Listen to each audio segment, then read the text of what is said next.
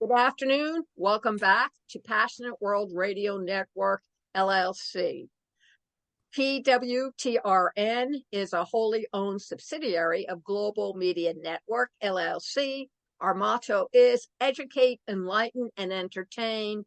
And the reason why you cannot see one of our hosts, Lisa Skinner, is because her camera is on strike along with the actors.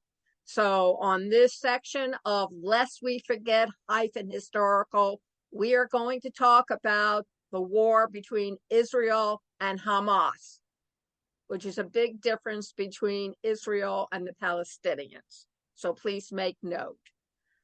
So good afternoon, and we'll begin with Lisa Skinner. Good afternoon, Lisa.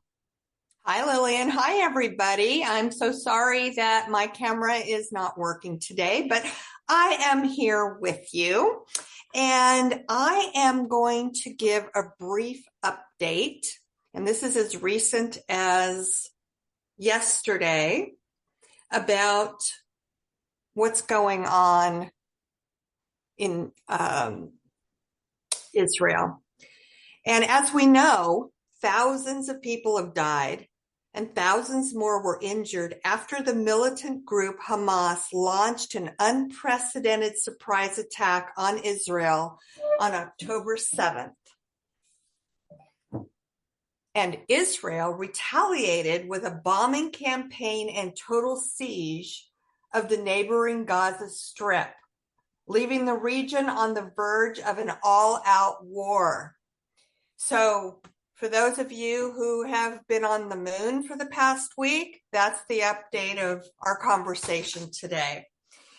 At least 1,400 people have died and 4,629 others have been injured in Israel, according to the Israeli authorities.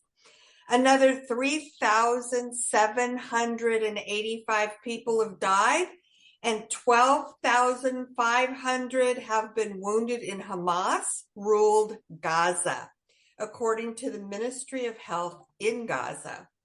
Aid workers and officials fear that Israel's call for an evacuation of the northern part of Gaza is precipitating a humanitarian disaster,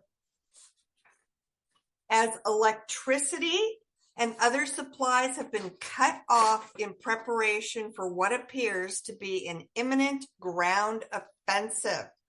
This is the most recent update. Humanitarian groups have urged Israel to call off the evacuation and agree to a ceasefire, even as the country has asserted a right to defend itself, a right that the United States is endorsing. Currently, there are about 100 people whose whereabouts remain unknown, according to Nahum. Various experts, government agencies, and volunteers have joined forces in an effort to locate them. Sadly, a grandmother and her 12-year-old autistic granddaughter was found deceased yesterday right on the other side of the Gaza Strip. That was as of the news last night. They were included in those missing who had been taken hostage by Hamas. The team is using an array of methods and technologies, from creating algorithms to matching photos of the missing with videos taken by Hamas.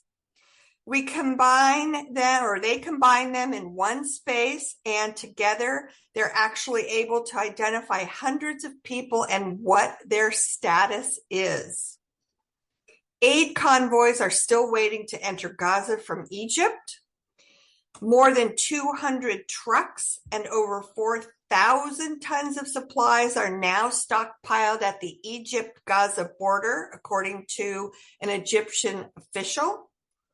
But the Egyptian-controlled Rafah border crossing remains closed. The aid convoys will be allowed to start entering war-torn Gaza in the next day or so, according to Jens Larkey, spokesperson for the United Nations Office for the Coordination of Humanitarian Affairs. During a press briefing in Tel Aviv, Israel Defense Forces spokesperson Lieutenant Colonel Richard Hecht could not say when aid would be allowed to enter Gaza from Egypt, but he did confirm that an agreement had not yet been reached and the border crossing was not open. It's not money that people in the Gaza Strip need right now. Rather, it's food, water, medicine, and other basic necessities, according to a humanitarian worker there. If we have money, we can't buy anything anyway. There's nothing to buy in the stores. They are empty. As Israel forces continue to bomb terror targets in Gaza in retaliation for the October 7th attack carried out by the Hamas militant group that governs the territory, an estimated 1 million people are displaced there, including over 520,000 people staying in emergency shelters in increasingly dire conditions. This is why it's crucial that Egypt allows humanitarian aid convoys that are currently parked at the northwestern border with Gaza to be able to cross into the war-torn territory and deliver these life-saving supplies as soon as possible. But as of Friday afternoon, today, the Egyptian-controlled Rafah border crossing still remains closed. He added, people are just waiting. The office of Israeli Prime Minister Benjamin Netanyahu has reacted to U.S. President Joe Biden's rare address to Americans, which aired last night. He says, we appreciate President Biden's support and the strong bipartisan support in America. Netanyahu's office told ABC News in a statement on Friday when asked for comment. Biden's speech emphasized the need for both global and U.S. national security to assist Israel and Ukraine in their respective conflicts, which he said threatens broader disruptions in the Middle East and Europe. I don't know how many of you saw the president's address on the news last night, but I was watching it, and he said something that I found startling and eye-opening. He said, "Here we go again." And what he was referring to was the Holocaust and comparing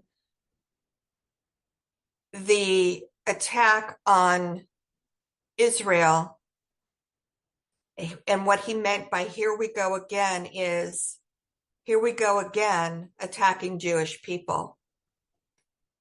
And it's so true, and it just absolutely breaks my heart. And I really don't understand why, in all the years throughout our history, for thousands of years, the Jewish culture continues to be persecuted and attacked. And now we've just seen it again. And they didn't go after any military people. They went after mothers and fathers and babies and children for whatever reason we have yet to understand. But I just wanted to kind of acknowledge that I agree with what President Biden said last night in terms of here we go again. Is this ever going to stop?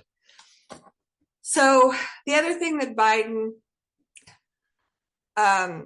committed was $105 billion in foreign aid package, which includes $14 billion for Israel. So right now, the White House is preparing a sweeping $105 billion in foreign aid that includes $60 billion in assistance for Ukraine and $14 billion for Israel. And during President Joe Biden's Thursday address to the nation, he stressed success in Ukraine and Israel is absolutely vital to the U.S. And this is why he is pledging the help, because the two wars that are currently going on will have an everlasting impact on everybody, including us. The United Nations Office for the Coordination of Humanitarian Affairs estimates about 1 million people in Gaza are displaced, again, including over 520,000 people who are staying in emergency shelters. At least 30% of all housing units in the Gaza Strip have either been destroyed, rendered uninhabitable, or moderately to lightly damaged. One last final note, and this piggybacks on what I said about President Biden saying, here we go again. President Joe Biden addressed the rise in reports of anti-Semitism and Islamophobia following the October 7th Hamas attack on Israel and the subsequent retaliation. He cited Jewish students being targeted in schools and the stabbing death over the weekend of a 6-year-old Muslim American boy in Illinois. So it's already spilling over to our country. Israel has launched mass airstrikes on Gaza, which is now ruled by Hamas, since then, and is widely expected to launch a ground invasion. Thousands of Palestinians have already been killed. The objectives of the campaign include destroying Hamas's military and governing capabilities, as well as the complete removal of Israeli responsibility for the Gaza Strip. This is going to take place and be accomplished in 3 stages, the defense minister has told us. We are now in the first stage, which is a military campaign that currently includes strikes and will later include maneuvering with the objective of neutralizing terrorists and destroying Hamas infrastructure. The second phase will involve operations at a lower intensity with the objective of eliminating pockets of resistance, he said. The final stage will require the removal of Israelis responsible parties. And that is the update, the most accurate and updated information pertaining to what's happening as we speak in Israel right now. Lillian? Yes. So, Betsy, how would you react to this? Well, I have a lot to say. I saw President Biden on Air Force One, and they're talking about the missile that everyone blamed Israel for, and the world was ready to hop on the anti-Israel and spew their anti-Semitic stuff, which they have done. Talking about learn how to shoot straight forward. Was this guy nuts? People have to realize the Jews have been fighting for their land since way, way back when. And we could blame Abraham because of the whole story with him going into Hagar instead of waiting for Sarah to give birth. But as ironic as it is, Muslims and Jews are really related. They're related through Abraham. And yet there's the hate on both sides. You have radical on both sides. But people have to understand that Hamas charter, their goal, not only to destroy Israel and every Jew in Israel, but around the world. They were also shouting death to America. We need to wake up. People are being very vigilant. I saw a clip of a woman who's telling her children walking to the synagogue how to be in a active shooter situation. You say anti-Semitism. Lisa mentioned anti-Semitism. Haven't we seen that in the past week?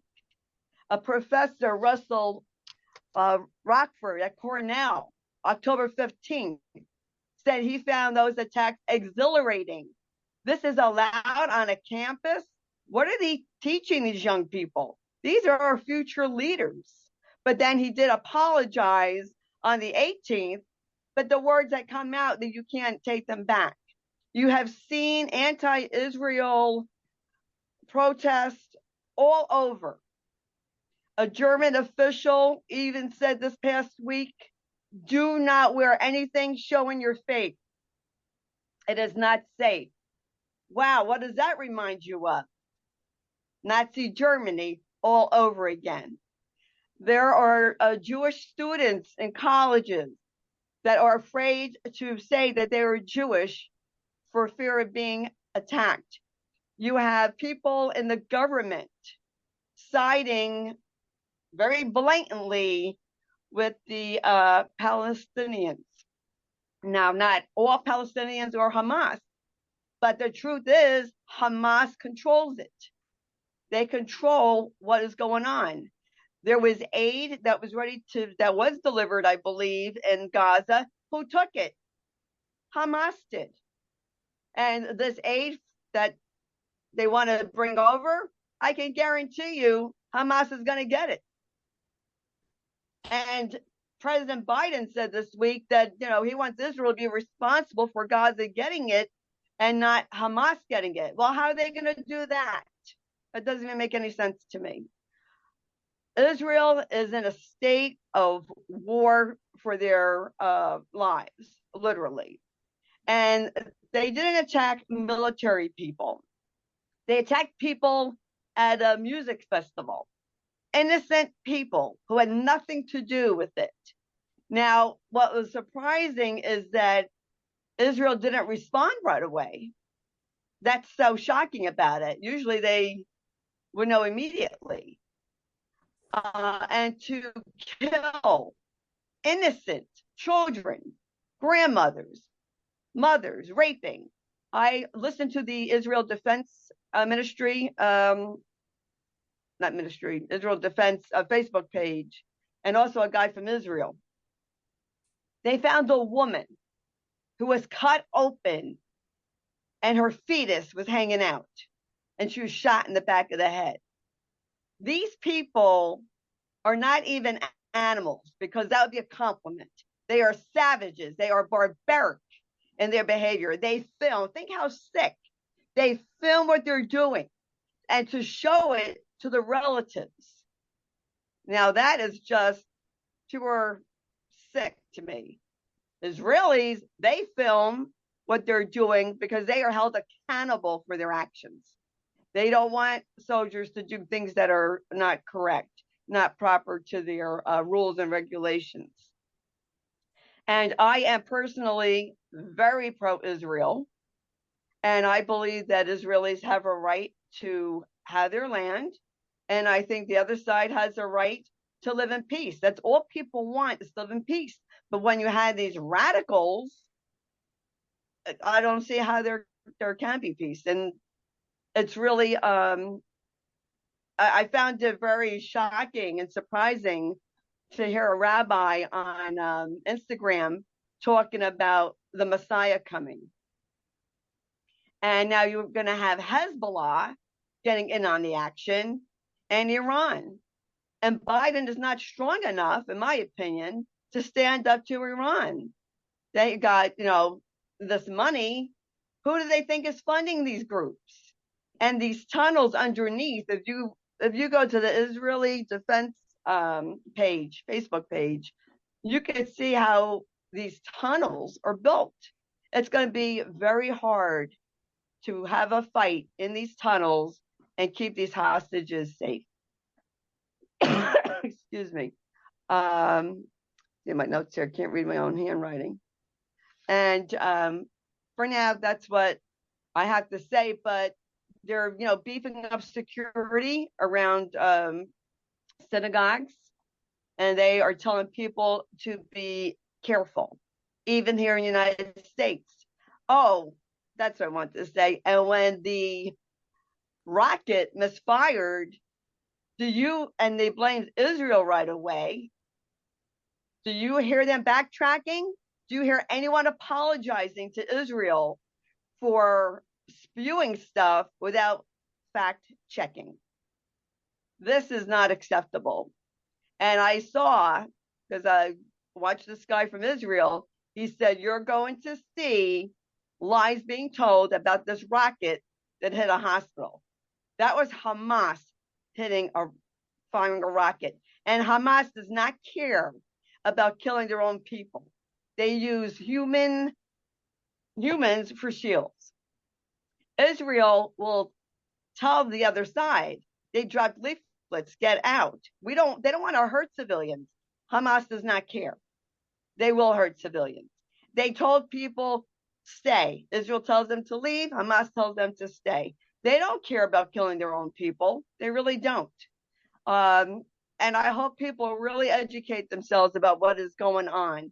Because to me, it was very disturbing to see all these demonstrations and anti-Semitic demonstrations, because really that's what it is and what they're being taught on college campuses. God help us that these are our future leaders. And that's what I have to say. Thank you for listening. Okay, now it's me. And I'm going to look at a little bit broader spectrum. According to world wars, there has to be 3 battles or wars going on at the same time at 3 different fronts. So we have the Ukraine and Russia, we have Hamas and Israel, and now we either have one between China and Singapore or the United States and China. Think about that. We're also looking at the usage of nuclear weapons by Russia, by North Korea, and possibly China. Just a thought. Now, eeny, meeny, miny, mo. That's what we have come to, ladies and gentlemen. We've been fighting for our civilization and our rights since before Christ. We were not treated nicely by the Romans, nor by the Greeks, nor anybody else. We were most popular to be voted out of most of the major European countries. I think the only European country that treated the Jews with any respect was Spain, when they were taken over by the Moors, and the Moors treated us with respect and as equals. But I think that was the last time. Think about that. What about the Americans who are living abroad in Israel? And we're not just talking about parents, we're talking about kids who are being sent to school over there because their parents believe it's a better life for them than living in the United States. Should we also think about human rights? Does anything come into that? Or civil rights? We're big on civil rights in this country, not so much in other countries. They don't seem to have much about rights for citizens in other countries. Do you really want to have a World War III? Is there another way that this conflict can be resolved? If I'm being true to myself, my true self would say, hell no, because the Jews will never again be taken lying down and not fighting back the way they were during Nazi Germany. Israel has the best army in the world, best fighters. Hamas knows that. That's the only reason why they were successful, was because they attacked civilians. And don't think they won't come knocking at your door. And don't think that Putin won't come knocking at your door either. And don't forget that we have white leaders in this country who revere Hitler and the Korean dictator and Putin. All this has to do with not so much greed, but control. Who's going to be on top of somebody else who they can order around and decide who is good and who is bad? If you take a look at the recent science fiction that has come out in the last 10 years, they're all about apocalypse and what the citizens had to do in order to bring the veneer of civilization back. And the backstory to all the science fiction is the same. World War, countries fighting countries, religions killing other people because they did not believe in what they ordered them to believe, lies, deceit, doublespeak.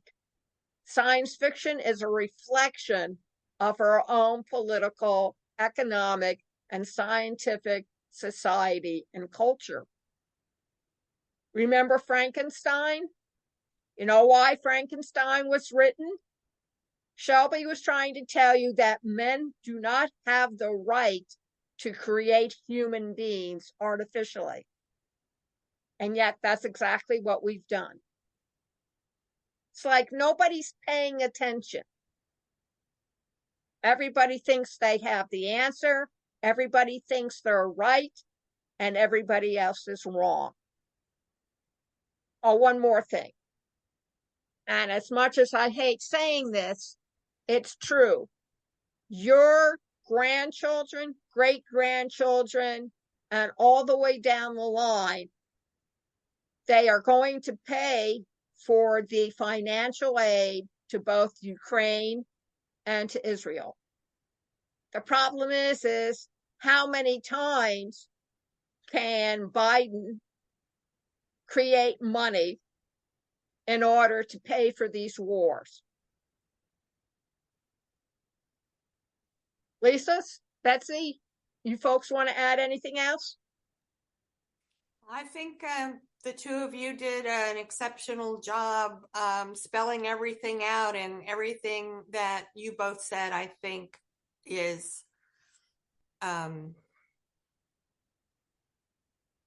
very true. So, no, I really don't have anything to add. Betsy? I feel that there are terrorist groups already here. They've come over the open border. And it's not a matter of if, it's a matter of when. Yes. When they are going to attack. And, Thanksgiving's around the corner. Macy's Day Parade. Don't want to give anyone ideas, but if you were a terrorist, what would you do? We have to all be cautious, very cautious. If you see something, report it. It's better to be safe than sorry. And I just, I remember the 1967 war, and I went around collecting money for Israel. And I was embarrassed because I was called up in front of the synagogue and given a bracelet. And I still have it over 50, was it almost, well, not quite 50 years ago, but it's really, my mom always said to us, Israel is a place we could go to if we get kicked out of the United States. Yeah. And, so that's the only place that Jews are safe, and really not safe there anymore. But we really, think, folks, no other country would ever tolerate rockets being fired. Do you think Putin would put up with that? North Korea would put up with that? I don't think so. Or China? Oh, no. They would not put up with that. And, if Hezbollah gets in on the action and Israel gets attacked from the north and the south, it's not going to be good. Also, think about the other Arab countries. They don't even want to admit these people in because they don't want Hamas. They don't want Hamas in their countries. And that's why they're not opening up their borders. And I have to say this, Lillian, Lisa, someone unfriended me because of our show we did on Manifest Destiny. They were offended. Why that would offend them, I have no idea. But It's too bad. So be it. Because I think the American Indians have it right. It isn't even your country. So you shouldn't be getting so upset because we're the ones who are the original owners, except that isn't true either, but we're not going to go down that line. However, I think that people hate more easily than they love or to like, because hate, you can put all your anger behind it and feel righteous about it. God is on our side. Well, I got a problem for you. The guy is schizophrenic and he has many personalities. And he's probably an LGBT God as it is, because different people view him as different people. So he may not be a male at all. He may be female. Yes, I know other people don't think that way, but I am a writer and I do. I want to thank Betsy Wurtzel and Lisa Skinner, and of course I thank myself for being truthful to you of how we feel about Lest We Forget -historical. This is not an easy show. You collide with the elephant in the living room. You smash the mirror from the reflection that's looking back at you. I created this program to make you uncomfortable, to make you question, to make you to reason. That's what being a citizen of the world is all about. So my call to action is, let us hear your voices. You can contact me through email, pwrnetworkllc@gmail.com. Oh, incidentally, you can tell me you hate my guts. That's fine. My teenager, when he was a teen, hated me for 5 straight years. But guess what? I didn't lift his curfew. I still expected him to take a shower and wash his hair.